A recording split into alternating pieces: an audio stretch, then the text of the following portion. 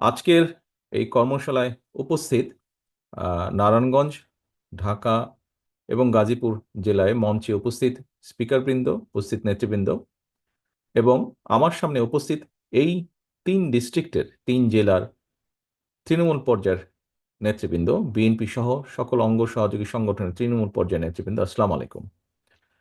প্রিয় সহকর্মীবৃন্দ, আজকে আমাদের 31 দফার যে পর্বটি আজকে কর্মশালা পর্বটি শুরু হয়েছে, এটি কিন্তু সরাসরি তৃণমূলের যারা আমাদের নেতৃবৃন্দ, সহকর্মীবৃন্দ, তাদের সাথে বা তাদেরকে নিয়ে এই কর্মশালাটি আমাদের শুরু হয়েছে।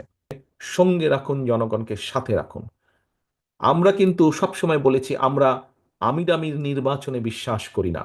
আমরা একটি রাজনৈতিক দল, নির্বাচনে আমরা যাব, নির্বাচন আমরা করব, নির্বাচন আমরা চাইব, এখানে লুকোছাপার কোনো ব্যাপার নেই, এটা নর্মাল সিম্পল। জনগণের সমর্থন আমরা পাবো, বেশি পেলে